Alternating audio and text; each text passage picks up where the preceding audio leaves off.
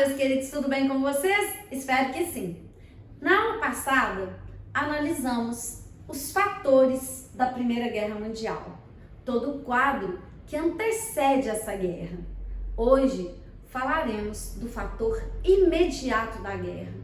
Por que ela teria ocorrido? Na verdade, vemos que, embora todo o período anterior à guerra seja conhecido como Belle Époque, ou seja, a Bela Época, ninguém acreditava que uma guerra pudesse acontecer. Vimos que a Península Balcânica representava o barril de pólvora da guerra. Toda a guerra, ela já estava configurada, até mesmo antes de acontecer. Hoje, analisaremos o fator imediato. Vamos ver o que foi? Muito bem. Analisaremos o que chamamos de causa imediata da guerra, o chamado incidente ou atentado em Sarajevo, em 1914. O que é a região de Sarajevo? Inicialmente, para entendermos bem o que foi esse incidente, Sarajevo é capital da Bósnia-Herzegovina. A Bósnia está localizada na Península Balcânica. Vimos que a Península Balcânica abriga vários conflitos anteriores à guerra, interesses de vários países, como a Áustria, como a Rússia. A Áustria efetivamente anexou a região da Bósnia-Herzegovina antes da Primeira Guerra Mundial. A Sérvia, lembre-se, era aquela região dentro da Península Balcânica que tinha pretensões de formar a Grande Sérvia, ou seja, anexar as regiões próximas, enquanto a Rússia se coloca como a grande mãe desses povos de origem eslava, que são os povos da Península Balcânica. Muito bem, por que aconteceu um incidente em Sarajevo? O arquiduque do trono austríaco, Francisco Ferdinando, vai visitar os seus domínios. Quais são os seus domínios? A Bósnia. E acaba sendo assassinado lá. Estava configurado o estopim da guerra. Tudo bem. Só um minuto. Ah, tá.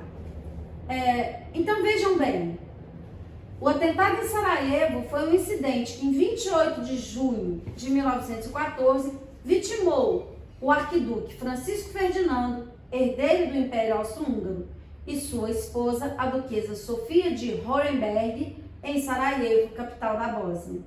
O atentado foi executado por Gavrilo Princip, membro da organização nacionalista sérvia denominada Mão Negra, que tinha como objetivo o rompimento das províncias eslavas do sul com a Áustria-Hungria e a criação da Grande Sérvia. Ou seja, o atentado não foi promovido por ninguém da Bósnia, foi promovido justamente por um membro de uma organização que é o Mão Negra, que era uma organização sérvia que pretendia formar, como já disse, a Grande Sérvia. Vamos ver algumas imagens que retratam o que ocorreu. Essas imagens são imagens do incidente. Eu tenho aí uma imagem do Globo, com uma foto de 2014, do assassinato, uma foto da época, e do assassino, o sérvio Gavrilo Princip, segundo da direita para a esquerda, é preso após o assassinato do arquiduque Francisco Ferdinando e sua esposa. Bem, se foi a Sérvia, por que esse incidente teria desencadeado a Primeira Guerra Mundial?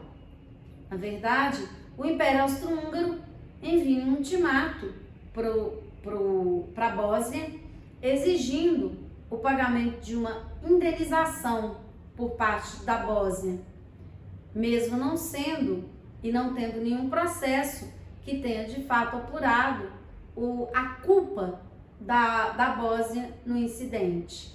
E aí temos o desencadeamento da política de alianças, justamente porque essas exigências descabidas, elas teriam acabado desencadeando todo o sistema de alianças anterior à guerra.